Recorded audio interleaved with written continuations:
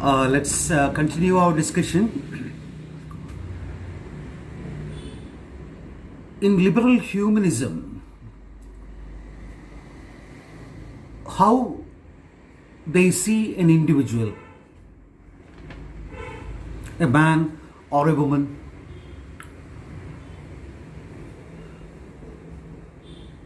the man is self-sufficient, or they stress the autonomy of the individual. Man is independent. He is self-sufficient. We are all free individuals. And we have created ourselves on the basis of our individual experiences. No outside force. They don't believe in outside forces shaping your character or your individuality. We are free and independent, and we are created on the basis of our own individual experiences.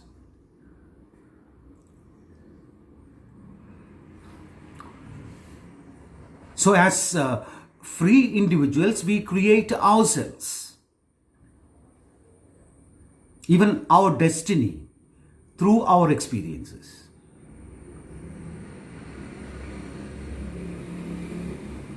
Even because we are here, we as persons, as individuals, have been molded by our own experiences. We make our own destiny. Even the fate is decided by us. We make the choices, and based on that, we free individuals, the autonomous individuals, the self-sufficient individuals, create our own destiny, our own future, everything.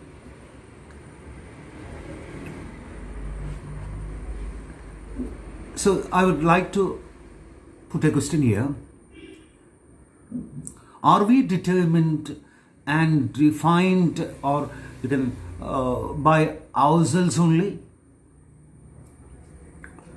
So that was a serious limitation on the part of liberal humanists to think to talk about human beings in this manner. It does not see the individual as determined or defined or shaped or molded by outside circumstances, maybe social circumstances, maybe economic circumstances. We are free individuals rather than social beings. That's what they believed. So no outside force plays any role in defining us, in making us what we are today.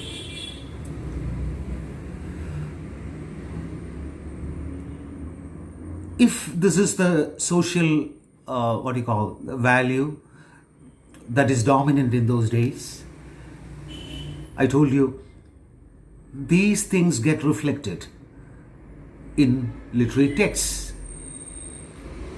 So, such human beings, the character of a protagonist in the plays and in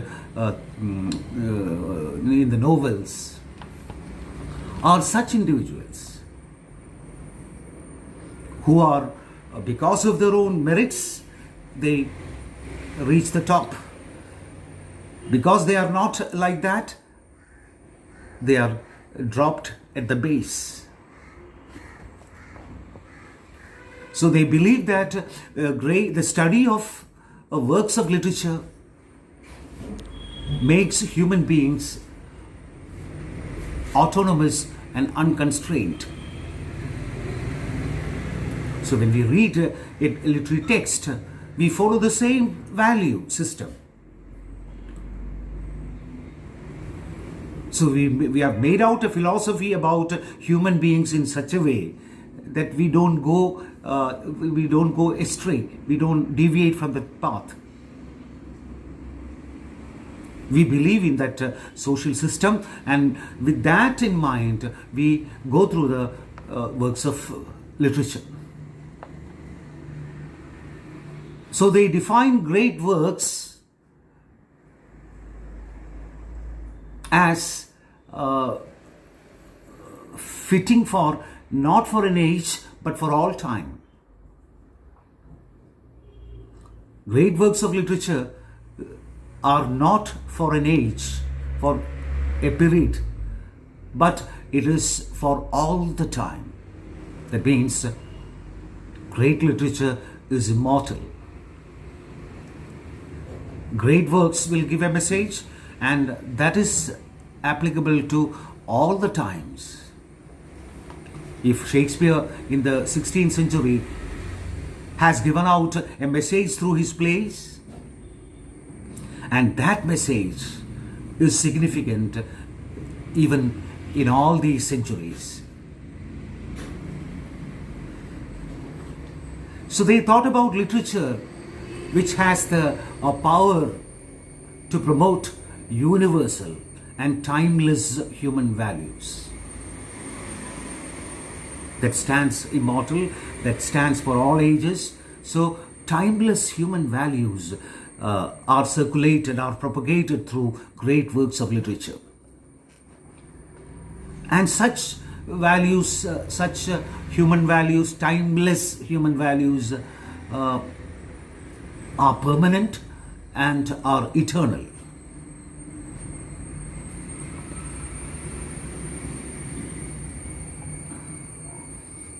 എന്താ ഇതുവരെ പറഞ്ഞത്? Liberal humanism എങ്ങനെയാണ് സാധാരണ വ്യക്തികളെ, സമൂഹത്തിലുള്ള വ്യക്തികളെ എങ്ങനെയാണ് കാണുന്നത് എന്നുള്ളതാണ്. ആരാണ് ഒരു ഇൻഡിവിജ്വൽ എന്ന് പറയുന്നത്? വളരെ ഫ്രീ ആയിട്ടുള്ള, ഓട്ടോണമസ് ആയിട്ടുള്ള, അല്ലെങ്കിൽ സെൽഫ് സഫിഷ്യൻ്റ്, എല്ലാം അദ്ദേഹത്തിൻ്റെ എന്താ പറയുക, കൈവെള്ളയിൽ ഒതുങ്ങുന്ന ഒന്നാണ്. എല്ലാ നേട്ടങ്ങളും കൊയ്യാൻ പാകത്തിലുള്ള, അല്ലേ, ഒരു ബുദ്ധിസാമർഥ്യം കാണിക്കുന്ന ഒരു വ്യക്തിയാണ്. അല്ല, അവൻ്റെ കഴിവുകൾ അങ്ങനെയാണ്. അതൊരു യൂണിവേഴ്സലായിട്ട് വിശ്വസിച്ച് വരുന്നൊരു പ്രമാണമാണ്, അല്ലേ. എല്ലാവരും എസെൻഷ്യലി ഫ്രീ ആയിട്ടുള്ള ഹ്യൂമൻ ബീയിങ്സ് ആണ്. നമ്മളെ തന്നെ ഒരു നിർമ്മിതി ഉണ്ടാക്കിയവരാണ്. നമ്മുടെ സ്വന്തം അനുഭവങ്ങളിലൂടെയാണ് നമ്മൾ പലതും നേടിയെടുത്തത്. അപ്പം നമ്മുടെ ഡെസ്റ്റിനിയും നമ്മുടെ ഫേറ്റും ഒക്കെ നമ്മൾ തന്നെ ക്രിയേറ്റ് ചെയ്യുന്നതാണ്. എന്ന് പറയുമ്പം ഞാൻ ഈ അവസ്ഥയിൽ ആയത് എൻ്റെ പരിശ്രമത്തിൻ്റെ ഫലമാണ്, എൻ്റെ മാത്രം കഴിവിൻ്റെ ഫലമാണ് എന്നുള്ള ഒരു വിശ്വാസമാണ്. ഇതിന് തകിടം മറിക്കുന്നതാണ് ഈ തിയറി നമുക്ക് പറഞ്ഞു തരുന്നത്. പല തിയറീസും, പുതുതായിട്ട് വന്ന പല തിയറീസും നമുക്ക് പറഞ്ഞു തരുന്നത് ഇതിനെ എതിർത്തുകൊണ്ടാണ്. ശരിക്കും നമ്മൾ പലപ്പോഴും ഈ മാർക്സിസ്റ്റ് കാഴ്ചപ്പാടിൽ പറയുന്നത് എന്താണ് നമ്മളിങ്ങനെ ആക്കുന്നതിൽ ഡിറ്റർമിൻ ചെയ്യുന്ന ഫാക്ടേഴ്സ്, ഈ ഒരു അവസ്ഥയിൽ സമൂഹത്തെ എത്തിക്കുന്ന, അവിടുത്തെ ഇൻഡിവിജ്വൽസിനെ എങ്ങനെ എത്തിക്കുന്ന, അതെന്തുകൊണ്ടാണ്? അവർ പറയുന്നത് society plays an important role എന്നാണ്. അതുകൊണ്ടാണ് നമ്മൾ സോഷ്യൽ ബീയിങ്സ് ആവുന്നത്. സൊസൈറ്റിയിലുള്ള എക്കണോമിക് കണ്ടീഷൻസ്, സോഷ്യൽ കണ്ടീഷൻസ്, ഇതൊക്കെയാണ് നമ്മുടെ ഇൻഡിവിജ്വാലിറ്റിയെ ഷേപ്പ് ചെയ്യുന്നത്, ഈ തരത്തിലുള്ള മനുഷ്യർ ഇങ്ങനെ ആവുന്നത്. അപ്പോൾ ഔട്ട്സൈഡ് ഫോഴ്സസിന് നമ്മുടെ ഡെസ്റ്റിനി തീർത്തതിൽ, ഈ ഒരു അവസ്ഥ സൃഷ്ടിച്ചതിൽ പങ്ക് ധാരാളമുണ്ട് എന്നാണ് ഇന്ന് തിയറിയുടെ കാലഘട്ടങ്ങളിൽ പറയാനുള്ളത്. പക്ഷെ ഇവർ പറയുന്നത് ഫ്രീ ഇൻഡിവിജ്വൽസാണ്, നമ്മൾ സോഷ്യൽ ബീയിങ്സ് അല്ല, നമ്മുടെ കഴിവുകൊണ്ടാണ് നമ്മളിങ്ങനെ ആയത് എന്നൊക്കെയല്ലേ. അപ്പം ഇത്തരത്തിലുള്ള കാഴ്ചപ്പാടിൽ, ഇൻഡിവിജ്വൽസിൻ്റെ കാഴ്ചപ്പാടിലുള്ള വ്യത്യാസങ്ങൾ വരുമ്പം അവർ സാഹിത്യത്തെക്കുറിച്ചുള്ള കാഴ്ചപ്പാടിലും ഈ വ്യത്യാസം നമുക്ക് കാണാം. സാഹിത്യത്തെ എങ്ങനെയാണ് അവർ നോക്കിക്കാണുന്നത്? സാഹിത്യത്തിലൂടെ, അത് വായിക്കുന്നതിലൂടെ, അത് മനസ്സിലാക്കിയെടുക്കുന്നതിലൂടെ നമ്മൾ ഓട്ടോണമസ് ആയിട്ടുള്ള, ഫ്രീ ആയിട്ടുള്ള വ്യക്തികൾ, അല്ലേ, ഒരു തരത്തിലും വേറൊന്നും നോക്കേണ്ട ആവശ്യമില്ല. കാരണം ഇത് തരുന്ന പാഠങ്ങൾ തന്നെയാണ്, അത് നമ്മളെക്കുറിച്ച് തന്നെയാണ്, നമ്മുടെ അവസ്ഥകളെക്കുറിച്ച് തന്നെയാണ് അവർ പറഞ്ഞു തരുന്നത്. എല്ലാ ഗ്രേറ്റ് വർക്ക്സും തരുന്നത് നമുക്ക് ടൈംലെസ് ആയിട്ടുള്ള മെസ്സേജുകളാണ്, ടൈംലെസ് ആയിട്ടുള്ള ഗുണപാഠങ്ങളാണ്. എന്ന് പറയുമ്പം കാലത്തിന് അതീതമായി നിൽക്കുന്ന ഗുണപാഠങ്ങളാണ്, പെർമനൻ്റ് ആയിട്ട് എപ്പോഴും നിൽക്കുന്ന, ഇറ്റേണൽ ആയിട്ട് നിൽക്കുന്ന ഗുണപാഠങ്ങളാണ് ഗ്രേറ്റ് വർക്ക്സിലൂടെ നമുക്ക് നേടിയെടുക്കാൻ പറ്റുന്നത്. ഗ്രേറ്റ് വർക്ക്സ് ഉണ്ടാക്കുന്നതും ഫ്രീ ആയിട്ടുള്ള ഇൻഡിവിജ്വൽസ് ആണ് എന്നാണ് ലിബറൽ ഹ്യൂമനിസം വിശ്വസിക്കുന്നത്. വളരെ യൂണിവേഴ്സൽ ആയിട്ടുള്ള വാല്യൂസസാണ്. അപ്പോൾ ഞാനതാ പറഞ്ഞത്, ഷേക്സ്പിയർ 16-ാം നൂറ്റാണ്ടിൽ പറഞ്ഞ എന്തെങ്കിലും ഉണ്ടെങ്കിൽ അത് ഇന്നുപോലും ആ വാല്യൂ സിസ്റ്റം എന്താ പറയുക, പ്രാവർത്തികമാക്കാൻ പറ്റും. അത് തന്നെയാണ് ഈ കാലഘട്ടത്തും അനുയോജ്യമായ ഒന്ന് തന്നെയാണ് എന്നുള്ളത്. അപ്പോൾ കാലാകാലം നിലനിൽക്കുന്ന ഒന്നാണ് ഗ്രേറ്റ് വർക്ക്സ് ഓഫ് ലിറ്ററേച്ചർ എന്ന് പറയുമ്പോൾ, ഒരു ലിറ്ററേച്ചറിൻ്റെ ഒരു ലിറ്ററേച്ചറിന് അല്ലെങ്കിൽ ഒരു ലിറ്റററി വർക്കിന് അതിൻ്റേതായിട്ടുള്ളൊരു കോണ്ടെക്സ്റ്റ് ഉണ്ടാവും. എന്താ കോണ്ടെക്സ്റ്റ്? ആ എഴുതിയ കാലഘട്ടത്തിൻ്റെ പ്രത്യേകതയില്ലേ? ഞാൻ പറഞ്ഞു, പോസ്റ്റ് വാർ പീരീഡിൽ വന്ന മിക്ക പോയംസും, അല്ലേ, ആ വാറിൻ്റെ ഹൊറേഴ്സും അതിനെതിരായിട്ടുള്ള ഒരു ക്യാമ്പയിൻ നടത്തുന്ന രീതിയിലാണ്. അപ്പോൾ അങ്ങനെ ആൻറ്റി വാർ പോയിന്റ്സ് ധാരാളം വരുന്നത് എന്തുകൊണ്ടാണ്? ആ സോഷ്യോ ഹിസ്റ്റോറിക്കൽ സർക്കംസ്റ്റാൻസസ് അങ്ങനെ ആയതുകൊണ്ടല്ലേ എൻ്റെ ചിന്തയെ പോലും അത്തരത്തിലുള്ളൊരു കവിതയെ എഴുതാൻ വേണ്ടി പ്രേരിപ്പിക്കുന്നത്. അപ്പോൾ ലിബറൽ ഹ്യൂമനിസ്റ്റ് ഒരിക്കലും ആ ഒരു ഹിസ്റ്റോറിക്കൽ കോണ്ടെക്സ്റ്റിനെ കുറിച്ച് അവർക്ക് ആലോചനകളില്ല. അവർ പറയുന്നത് ഓഥറെ കുറിച്ച് പറയേ വേണ്ട, ഓഥറുടെ ബാക്ക്ഗ്രൗണ്ട് അതുപോലും നമ്മൾ നോക്കേണ്ട ആവശ്യമില്ല, ഓഥറുടെ ഇൻറ്റൻഷൻ നോക്കേണ്ട ആവശ്യമില്ല, ഓഥറുടെ ബയോഗ്രഫിയിലേക്ക് വിരൽ ചൂണ്ടുന്നൊന്നും ആവശ്യമില്ല. പലപ്പോഴും നമ്മൾ അതൊക്കെ ആവശ്യമുണ്ട് എന്ന് പറയുന്ന കൂട്ടത്തിൽ തന്നെയാണ്. വീണ് കിടക്കുന്ന ഒരു പൂവിന് ആ കവിയുടെ ലോലമായ ഹൃദയത്തെ തൊട്ടുണർത്തിയെങ്കിൽ അതൊരു കോസാണ് ആ കവിതയ്ക്ക്, വീണ പൂവ് എന്നുള്ളത്.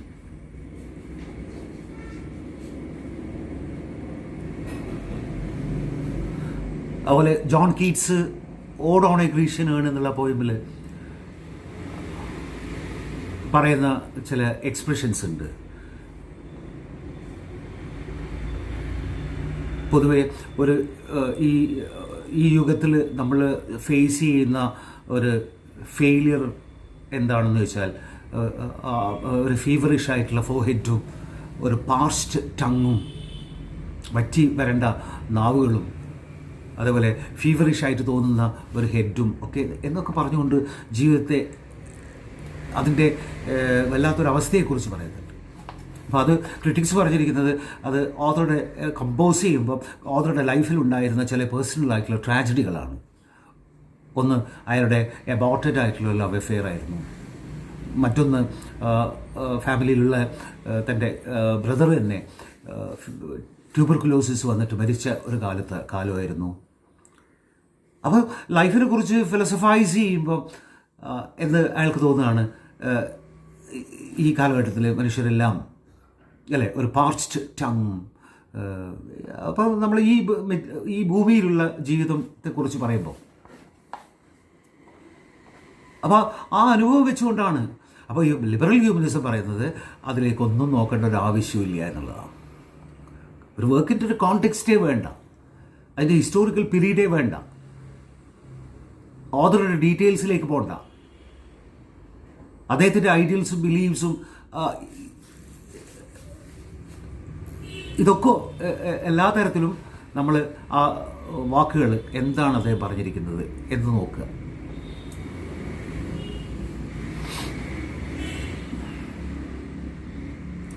ശരിക്കും തിയറീസിൽ ചില തിയറീസൊക്കെ തന്നെ റീഡറാണ് അർത്ഥം ഉണ്ടാക്കുന്നത് തന്നെ ഉണ്ട്. അത് എഴുതിയ വാക്കുകൾക്ക് അതിനെ വിലമതിക്കേണ്ട ആവശ്യമില്ല. നിങ്ങളൊരു റീഡർ ആണെങ്കിൽ നിങ്ങൾക്ക് നിങ്ങളുടേതായിട്ടുള്ളൊരു ഇൻഡിവിജ്വാലിറ്റി ഉണ്ട്, അല്ല നിങ്ങളുടെ ഒരു പൊസിഷൻ ഉണ്ട്. ചിലപ്പോൾ നിങ്ങളുടെ എഡ്യൂക്കേഷണൽ ക്വാളിഫിക്കേഷൻ വെച്ചായിരിക്കും, അല്ലെങ്കിൽ കൂർമ്മ ബുദ്ധിയായിരിക്കാം. ഇത്തരത്തിലുള്ള അല്ലെങ്കിൽ ഒരു ആണും പെണ്ണും തമ്മിലുള്ള വായനയിൽ വ്യത്യാസം വരുന്നുണ്ട്. റീഡർ റെസ്പോൺസ് തിയറീസ് എന്ന് പറയുന്ന തിയറികളുണ്ട്. അപ്പോൾ ശരിക്കും ഒന്ന് അർത്ഥം ഉണ്ടാക്കിയെടുക്കുന്നത് ആരാണ്? റീഡറാണ്. Once it is written by the author, he publishes it and it is finished. His role is gone. So the author is dead. It gives the birth of the reader. Then the next position is the birth of the reader. അപ്പോൾ the author is dead എന്നുള്ളതും നമുക്ക് literal സെൻസിൽ എടുക്കാൻ പറ്റില്ല, അല്ലേ? അയാളുടെ duty കഴിഞ്ഞു, പിന്നെ ആ വാക്കുകൾ അനലൈസ് ചെയ്യുന്നത് റീഡറാണ് എന്ന് വരെ പറയുന്ന കാര്യങ്ങളുണ്ട്. അപ്പം ലിബറൽ ഹ്യൂമനിസ്റ്റ് ഇതൊന്നും തന്നെ വിശ്വസിക്കുന്നില്ല, ഒരു കോണ്ടെക്സ്റ്റും ആവശ്യമില്ല എന്നാണ്. അദ്ദേഹത്തിൻ്റെ അനുഭവങ്ങൾ വെച്ചുകൊണ്ട്, അതായത് ഒരു ഓഥറുടെ അനുഭവങ്ങൾ വെച്ചുകൊണ്ട്, അയാളുടെ ഐഡിയൽസ് വെച്ചുകൊണ്ട് ഉണ്ടാക്കിയെടുക്കുന്ന ഒന്ന്. അപ്പം പുറകിലൊന്നുമില്ല, കാരണം അയാൾ ഫ്രീ ആയിട്ടുള്ള ആളാണ്, അൺറെസ്ട്രെയിൻഡ് ആണ്, അയാളെ കൺട്രോൾ ചെയ്യാനൊന്നും തന്നെ ഇല്ല, ഒരു ഫാക്ടേഴ്സും അദ്ദേഹത്തെ ഇൻഫ്ലുവൻസ് ചെയ്യുന്നില്ല, എക്സ്ട്രീം ആയിട്ടുള്ള പൊട്ടൻഷ്യൽസ് ഉള്ള ആളാണ്. അപ്പോൾ അവർക്ക് അതിൻ്റെ അർത്ഥത്തിനാണ് importance. Meaning is the central concern. എങ്ങനെയാണ് മീനിങ് വരുന്നത്? It is there in the text itself, independent of the different context. So for them, meaning is fixed and enduring, an enduring entity which is not at all going to change at all.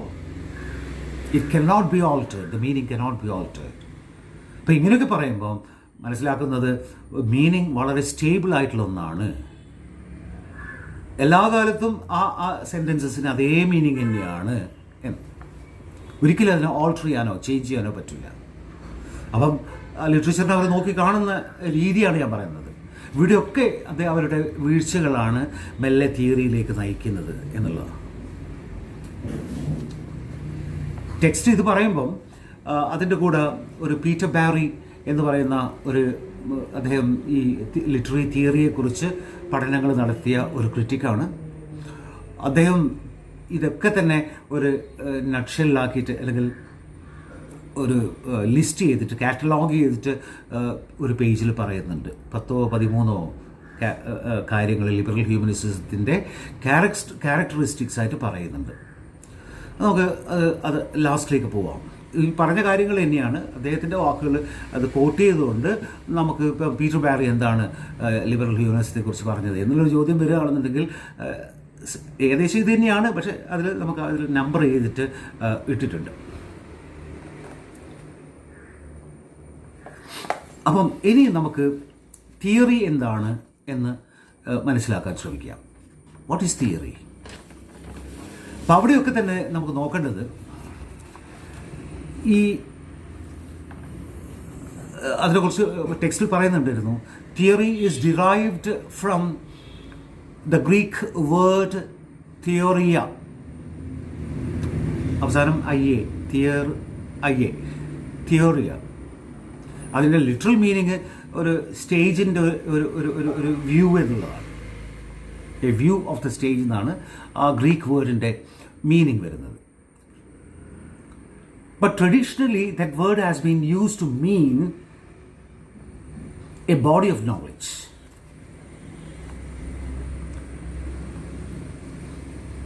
A cluster of ideas, a body of knowledge. So we speak about the theory of drama, Aristotle's theory of drama. So it's a body of knowledge. That was the traditional general meaning. So beginning from the ancient times itself, great masters in literature formulated many theories through their writings. They tell the drama should have these qualities. So they tell us to assess the quality by keeping these theories in mind about, say for example, about drama.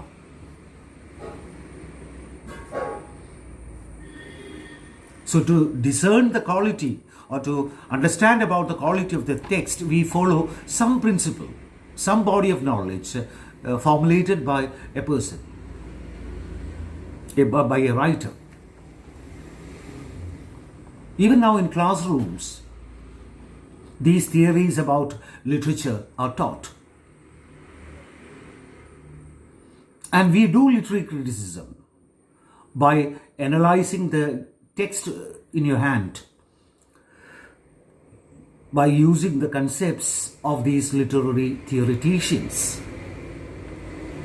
So when I engaged classes for you on Matthew Arnold, and he has given you even the touchstone method, you remember that. So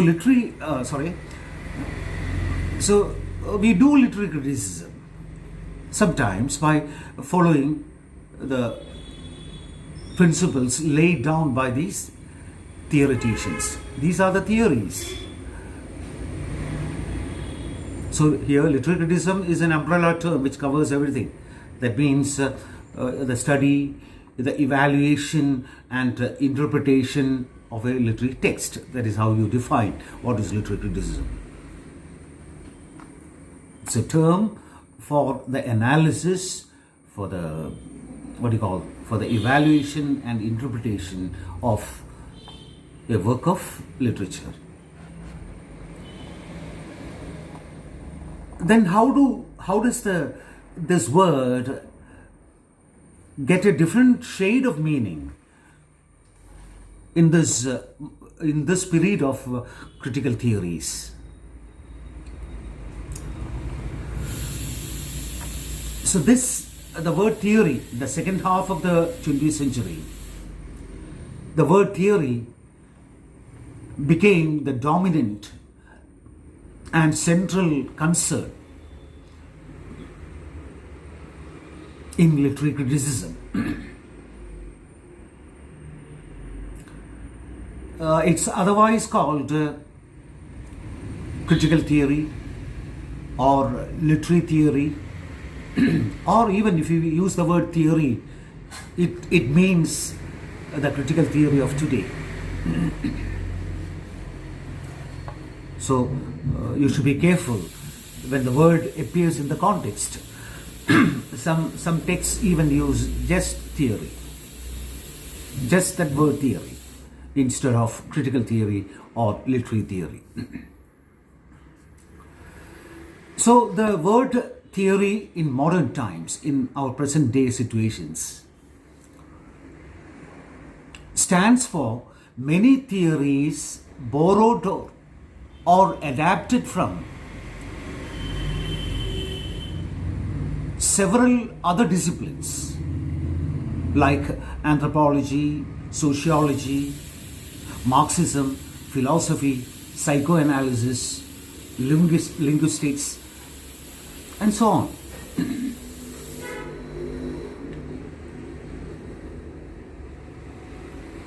അതായത് ഈ theory എന്നുള്ള വാക്ക് തിയോറിയ എന്നുള്ള Greek വേർഡിൽ നിന്നാണ് വരുന്നത്. അതൊരു വേറെ തരത്തിലുള്ള അർത്ഥമാണ്, A view of the stage എന്നാണ്. പിന്നീടാണ് അത് പല തരത്തിലുള്ള എന്താ പറയുക അർത്ഥ വ്യത്യാസങ്ങൾക്ക് അടിമപ്പെട്ട് അല്ലെങ്കിൽ അതിൽ കൂടെ കടന്നു വന്ന ഒന്ന്. അല്ലെങ്കിൽ നമുക്ക് ട്രഡീഷണലായിട്ട് ആ വാക്ക് ഉപയോഗിക്കുന്നത് ഒരു ബോഡി ഓഫ് നോളജ് എന്നുള്ള തരത്തിലാണ്. അതുകൊണ്ടാണ് Arnold's theories about drama, about literature എന്നൊക്കെ പറയുന്നത്. അപ്പം അത് ആദ്യകാലം മുതൽ തന്നെ ഇതിലുള്ള ഗ്രേറ്റ് മാസ്റ്റേഴ്സ് ഇൻ ലിറ്ററേച്ചർ, വലിയ വലിയ ആൾക്കാരായിട്ട് നമ്മൾ കാണുന്ന ഇപ്പം ഞാൻ നേരത്തെ പറഞ്ഞ പോലെ അരിസ്റ്റോട്ടിൽസ്, അയാളുടെ ഏറ്റവും വലിയ ഫേമസ് ആയിട്ടുള്ള വർക്കാണ് പോയറ്റിക്സ് എന്ന് പറയുന്നത്, അല്ലേ? പ്ലേറ്റോ, അദ്ദേഹത്തിൻ്റെ റിപ്പബ്ലിക് ഫേമസ് ആണ്. അപ്പോൾ ഇവരൊക്കെയാണ് അന്ന് കാലത്ത് ഈ ഇത്തരത്തിലുള്ള തിയറീസ് നമുക്ക് തരുന്നത്. എങ്ങനെയാണ് ലിറ്ററേച്ചർ മനസ്സിലാക്കിയെടുക്കേണ്ടത്, എന്തൊക്കെ ക്യാരക്ടറിസ്റ്റിക്സ് ആണ് നാടകങ്ങളിലുള്ളത്, അതനുസരിച്ച് തന്നെയാണോ നാടകങ്ങൾ ചെയ്തിട്ടുണ്ടെങ്കിൽ അതിന് മെറിറ്റ് ഉണ്ട്, അതിന് വാല്യൂ ഉണ്ട്, അത് കാലാകാലമായിട്ട് നമുക്കൊരു മെസ്സേജ് തരുന്നുണ്ടോ എങ്കിൽ അതിനൊരു വാല്യൂ ഉണ്ട്. ഇങ്ങനെയൊക്കെയായിരുന്നു പറഞ്ഞുകൊണ്ടിരുന്നത്. നമ്മൾ ഈവൻ ക്ലാസ് റൂമിൽ ഉള്ള ഡിസ്കഷൻസിൽ പോലും ലിറ്ററേച്ചറിനെ കുറിച്ച് പറയുമ്പം അല്ലെങ്കിൽ ലിറ്റററി ക്രിറ്റിസിസം പറയുമ്പം ഒക്കെ തന്നെ ഈ തിയററ്റീഷ്യൻസിൻ്റെ തിയറീസ് പറഞ്ഞുകൊണ്ടും പഠിപ്പിച്ചുകൊണ്ടും ചിലപ്പോൾ അത് ആ ക്രിറ്റിസിസത്തിൽ ഉപയോഗിച്ചുകൊണ്ടൊക്കെയാണ്. ക്രിറ്റിസിസം എന്താണെന്ന് നമുക്ക് അറിയാം. ഒരു 20th സെഞ്ച്വറിയുടെ സെക്കൻഡ് ഹാഫിൽ, അതായത് 1950s ഓൺവേർഡ്സ്, ഈ തിയറി എന്നുള്ളതിന് രൂപം മാറിയ രീതിയിലാണ് തിയറി ഉപയോഗിക്കുന്നത്. നമ്മളത് ക്രിറ്റിക്കൽ തിയറി എന്ന് പറയാം, ലിറ്റററി തിയറി എന്ന് പറയാം, അതേപോലെ ചില ബുക്കുകളിൽ വെറും തിയറി എന്ന കോണ്ടെക്സ്റ്റുകളിൽ ആ ബുക്കിൽ ആ കോണ്ടെക്സ്റ്റിലെല്ലാം വരുന്നത് അങ്ങനെയാണ്, തിയറി എന്നാണ്. എന്ന് പറഞ്ഞാൽ അത് ഉദ്ദേശിക്കുന്നത് ഇതിലേതെങ്കിലും ഈ ഒരു ടേം തന്നെയാണ്, ലിറ്റററി തിയറി എന്നുള്ളത് തന്നെയാണ്. പിന്നെ ഈ വേർഡ് പലതിൽ നിന്നും, പല ഡിസിപ്ലിൻസിൽ നിന്നും, വേറെ അധികം ബ്രാഞ്ചസ് ഓഫ് നോളജിൽ നിന്ന് നമ്മൾ ഏറ്റെടുത്തതാണ്, ബോറോ ചെയ്തതാണ്. അതായത് ആന്ത്രപ്പോളജി, സോഷ്യോളജി, ഇതിലുള്ള തിയറീസൊക്കെ തന്നെ അത് കടം വാങ്ങിയിട്ടാണ് ഒരു ലിറ്റററി തിയറി ആയിട്ട് മാറി വരുന്നത്. അപ്പോൾ അത്രയധികം ഓവർലാപ്പിംഗ് ഇപ്പം ലിറ്റററി സ്റ്റഡീസിൽ സംഭവിച്ചുകൊണ്ടിരിക്കുകയാണ്. ഇപ്പം ഞാൻ ഒരു ഉദാഹരണമായിട്ട് പറയുമ്പം സോഷ്യോളജി എന്നുള്ളത് സാമൂഹ്യ ശാസ്ത്രമാണല്ലോ, ആന്ത്രപ്പോളജി എന്നുള്ളത് നരവംശ ശാസ്ത്രമാണ്. ഒന്ന് സമൂഹത്തെക്കുറിച്ചുള്ള, അപ്പം അവിടെ ഫോക്കസ് ചെയ്യപ്പെടുന്നത് സമൂഹമാണ്. പക്ഷെ എന്നാലും ആ പഠനങ്ങളിൽ ഇൻഡിവിജ്വൽസിൻ്റെ, കാരണം സമൂഹം ഇൻഡിവിജ്വൽസാൽ സ്ഥാപിക്കപ്പെട്ടതല്ലേ, അപ്പോൾ ഇൻഡിവിജ്വൽസിനെ കുറിച്ചും പറയാതെ നിർത്തിയില്ല. ഇവിടെ ആന്ത്രപ്പോളജി എന്ന് പറയുമ്പോൾ, നരവംശ ശാസ്ത്രം എന്ന് പറയുമ്പം മനുഷ്യന് ഇമ്പോർട്ടൻസ് കൊടുത്തുകൊണ്ട് ഇൻഡിവിജ്വൽസിന് ഇമ്പോർട്ടൻസ് കൊടുക്കുകയാണ്. പക്ഷെ അങ്ങനെ ഇൻഡിവിജ്വൽസിന് ഇമ്പോർട്ടൻസ് കൊടുക്കുമ്പോൾ അവർ ഇൻട്രാക്ട് ചെയ്യുന്ന സൊസൈറ്റിയെക്കുറിച്ച് പറയണമല്ലോ. അപ്പോൾ there is so much of overlapping between disciplines of knowledge like sociology, anthropology. അതേപോലെ എന്തെങ്കിലും ഒന്ന് അനലൈസ് ചെയ്യണമെന്നുണ്ടെങ്കിൽ, ഇപ്പോൾ ഒരു ലിറ്റററി ഒരു മേർഡർ സീനാണ് അനലൈസ് ചെയ്യുന്നത്. അപ്പോൾ നമുക്ക് ചിലപ്പം ആ മേർഡർ സംഭവിക്കാൻ കാരണം ഇയാളുടെ മാനസികമായിട്ടുള്ള വിഭ്രാന്തിയാണ് എന്ന് പറയുമ്പോൾ നമ്മൾ ചിലപ്പം ഈ സൈക്കോ അനാലിസിസ് എന്നുള്ള ബ്രാഞ്ച് ഓഫ് നോളജിലേക്ക് പോകും. അവിടെ ഫ്രോയിഡിൻ്റെ തിയറീസ് ഉണ്ട്. ആ ഫ്രോയിഡിൻ്റെ തിയറീസ് ഉപയോഗിച്ചുകൊണ്ടായിരിക്കും നമ്മൾ ചിലപ്പം ഈ ടെക്സ്റ്റിനെ ഉദ്ദീപിപ്പിക്കാൻ വേണ്ടിയിട്ട്, അല്ലെങ്കിൽ അതിൻ്റെ മീനിങ് ലെവലിലേക്ക് ആഴത്തിൽ ഇറങ്ങിച്ചെല്ലാൻ വേണ്ടിയിട്ട് അത് നമ്മൾ കടം വാങ്ങി ഉപയോഗിക്കുന്നുണ്ടാവുക. So many of these theories have been adapted from other disciplines. അതാണ് ഞാൻ പറഞ്ഞത്. അല്ലെങ്കിൽ ഒരു മാർക്സിസ്റ്റ് വീക്ഷണം എങ്ങനെയാണ്, ഒരു ഫെമിനിസ്റ്റ് ആണെങ്കിൽ ആ ഫെമിനിസ്റ്റ് ഐഡിയോളജി വെച്ചുകൊണ്ട്, അല്ലെങ്കിൽ ഫെമിനിസ്റ്റ് പ്രിൻസിപ്പിൾ വെച്ചുകൊണ്ട് നമുക്ക് എങ്ങനെ ഇതിനെ അനലൈസ് ചെയ്യാം. അപ്പോൾ there is so much of interconnectedness between other disciplines of knowledge. ഇപ്പം ലിറ്റററി സ്റ്റഡീസ് എന്ന് പറയുന്നത് ഒരു ഒന്നും തട്ടാൻ പറ്റാത്ത ഒരു ശാഖയാണ്. ലിബറൽ ഹ്യൂമനിസം പറയുന്ന പോലെ അല്ലേ, എല്ലാ മനുഷ്യരും ഇൻഡിപെൻഡൻ്റ് ആണ്, ഫ്രീ ആണ്, സുന്ദരമായിട്ടുള്ള ചോയ്സസ് ആണ് അവരുടെ മുമ്പാകെയുള്ളത്. അപ്പം വേറൊരു കോണ്ടെക്സ്റ്റും നോക്കേണ്ട ആവശ്യമില്ല, എക്കണോമിക് കോണ്ടെക്സ്റ്റ് ആവശ്യമില്ല, ഹിസ്റ്റോറിക്കൽ കോണ്ടെക്സ്റ്റ് ആവശ്യമില്ല. അതല്ലാതെ തന്നെ ഈ വാക്കുകൾക്ക് തന്നെ വലിയ രീതിയിലുള്ള ഒരു മെസ്സേജ് തരാൻ പറ്റും എന്നൊക്കെ പറയുമ്പം എത്രത്തോളം മാറ്റങ്ങൾ വരികയാണ്. അപ്പോൾ ഒരു ലിറ്റററി വർക്കിനെ അനലൈസ് ചെയ്യണമെന്നുണ്ടെങ്കിൽ അതിൻ്റെ പലതരത്തിലുള്ള ഔട്ട്സൈഡ് സർക്കംസ്റ്റാൻസസ് അതിനെ ഇൻഫ്ലുവൻസ് ചെയ്യുന്ന ഇതായിട്ട് കാണാം. അത് നമുക്ക് ഉതകുന്ന രീതിയിൽ നമ്മളാണത് വായിച്ചെടുക്കുന്നത്. അപ്പം ഞാനൊരു ഫെമിനിസ്റ്റ് ആണെങ്കിൽ ആ ഒരു ഫെമിനിസ്റ്റ് കാഴ്ചപ്പാടിലായിരിക്കും ഞാൻ ആ ലൈൻസിനെ വായിച്ചെടുക്കുന്നുണ്ടാവുക, ആ ലിറ്റററി ടെക്സ്റ്റിനെ ക്രിറ്റീക്ക് ചെയ്യുന്നുണ്ടാവുക. മനസ്സിലായോ? അല്ലെങ്കിൽ ഞാനൊരു മാർക്സിസ്റ്റ് ആണെന്നുണ്ടെങ്കിൽ ചിലപ്പം ഞാൻ നോക്കിക്കാണുന്ന വിധം, ഞാൻ നിൽക്കുന്ന ഒരു പ്ലാറ്റ്ഫോം ഉണ്ട്, ആ പ്ലാറ്റ്ഫോമിൽ നിന്നുകൊണ്ടാണ്, ഞാനൊരു ആണാണെങ്കിൽ അതായത് ഞാൻ പെണ്ണാണെങ്കിൽ വേറെ വീക്ഷണകോണിലൂടെ ആയിരിക്കും നോക്കുന്നുണ്ടാവുക അല്ലേ. ഒരു പാട്രിയാർക്കൽ നോംസ് ഇംബൈബ് ചെയ്ത് ഒരു ആണാണെങ്കിൽ, ഒരു പുരുഷനാണെങ്കിൽ, ഞാനതിനെ ആ ഒരു ലിറ്റററി ടെക്സ്റ്റിനെ എങ്ങനെയായിരിക്കും നോക്കിക്കാണുക. അപ്പം ഒന്നും ആരുടെയും സ്വന്തമല്ല എന്നുള്ളതാണ്. അപ്പം such what do you call disciplines of knowledge, such principles from other areas of knowledge provide a framework to offer new readings, new accounts of meaning, new accounts of textual or cultural matters.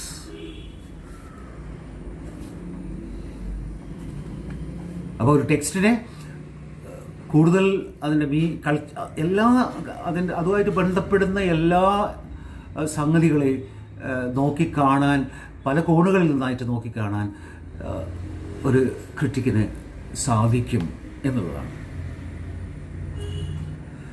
അപ്പം in this connection Peter ബാരി എന്ന് പറയുന്ന പിന്നെ നേരത്തെ പറഞ്ഞ ഒരു ക്രിറ്റിക്ക് തന്നെ അതിൻ്റെ ഈ ലിംഗ്വിസ്റ്റിക്സും ഹിസ്റ്ററിയും ഫിലോസഫിയും ഒക്കെ ആയിട്ട് എങ്ങനെയാണ് ലിറ്റററി സ്റ്റഡീസിനെ ബന്ധപ്പെടുത്തുന്നത് എന്നുള്ള കാര്യവും അദ്ദേഹം പറയുന്നുണ്ട്. അപ്പോൾ നമുക്ക് പലപ്പോഴായിട്ട് ഒരു ടെക്സ്റ്റിൻ്റെ മീനിങ് കിട്ടുമ്പം ഞാൻ നേരത്തെ പറഞ്ഞ പോലെ ലിറ്ററേച്ചറിനെ നോക്കിക്കാണുന്ന രീതിയിൽ വന്ന മാറ്റങ്ങളാണ്, ആ ലിബറൽ ഹ്യൂമനിസത്തിൽ നിന്ന് വന്ന മാറ്റങ്ങളാണ് അല്ലേ. ചിലപ്പോൾ നമുക്ക് അതിൻ്റെ ഹിസ്റ്റോറിക്കൽ ബാക്ക്ഗ്രൗണ്ട് ട്രേസ് ചെയ്യേണ്ടതായിട്ട് വരും. ഈവൻ ചില സമയത്ത് അതിൻ്റെ ഇത് കനോണിക്കലായിട്ടുള്ള ടെക്സ്റ്റാണോ എന്ന് പറയുമ്പോൾ ഗ്രേറ്റ് വേർഡ്സിൻ്റെ ലിസ്റ്റിൽ ഉൾപ്പെടുത്തിയ ടെക്സ്റ്റാണോ, അങ്ങനെയാണെങ്കിൽ എങ്ങനെയൊക്കെ നമുക്കതിനെ വീക്ഷിക്കാം. അല്ലെങ്കിൽ ഇതിൻ്റെ ജോണേഴ്സ്, ഇപ്പം പോയിട്രിയിൽ നിന്ന് ഇതിൻ്റെ സബ് ടെക്സ്റ്റുകളായിട്ട് അല്ലെങ്കിൽ സബ് ജോണേഴ്സായിട്ട് വരുന്ന അതുണ്ടല്ലോ, അത് ബാലഡാണ്, ലിറിക്കാണ്. ഇതെങ്ങനെയാണ് ലിറിക് ആവുന്നത്, ഇതെങ്ങനെയാണ് ഒരു ബാലഡ് ആവുന്നത്, ഇതെങ്ങനെയാണ് ഒരു കൺഫെഷണൽ പോയമാവുന്നത് എന്നൊക്കെ പറയുന്നുണ്ടല്ലോ. അതിൻ്റെ എവല്യൂഷനെ കുറിച്ച്, എങ്ങനെയാണ് ഒറിജിൻ അതിൻ്റെ, അത് എത്രത്തോളം നേരത്തെയുള്ള എവല്യൂഷണറി പ്രിൻസിപ്പിൾസുമായിട്ട് ബന്ധപ്പെട്ട് കിടക്കുകയാണ്, അല്ലെങ്കിൽ ചിലപ്പോൾ അതിൽ നിന്ന് ഡീവിയേറ്റ് ചെയ്ത് പോകുന്നുണ്ടാവാം. അപ്പോൾ ഇതൊക്കെ കണ്ടുപിടിക്കുക. പിന്നെ അതിൻ്റെ ഫോർമൽ ഫീച്ചേഴ്സ് എന്താണ്, അതെങ്ങനെ മീനിങ്ങിൽ വ്യത്യാസങ്ങൾ വരുത്തുന്നുണ്ട് ഒരു ലിറ്റററി ടെക്സ്റ്റിൻ്റെ, the structural features of a text, that can also be analysed. അപ്പോൾ ഇതങ്ങനെയൊക്കെ ചെയ്യുന്ന സമയത്ത് ഒരു the relationship between text and culture can be analysed. അപ്പം പുതിയ പുതിയ മാനങ്ങളിലേക്കാണ് ലിറ്റററി തിയറി ഒരു ടെക്സ്റ്റിനെ കൊണ്ടുപോകുന്നത്. When we encounter a text, അല്ലേ, we stand on a platform and from with the use of that other ideas, അല്ലെങ്കിൽ നേരത്തെ പറഞ്ഞ പോലെ ഇതിൽ എന്തെങ്കിലും ഒരു മെസ്സേജ്, ആ മെസ്സേജ് എല്ലാ കാലത്തും ഉതകുന്ന രീതിയിൽ എന്ന ലിബറൽ ഹ്യൂമനിസത്തിൻ്റെ ക്ലെയിമിനെ എഗൻസ്റ്റായി നിൽക്കുന്നതെന്നാണ്. So I think you get so many ideas in this. മനസ്സിലാവുന്നുണ്ടോ നോക്കുക. ഇനി എന്തെങ്കിലും വിഷമമുണ്ടെങ്കിൽ you can ask me. Okay, will continue this. Thank you very much.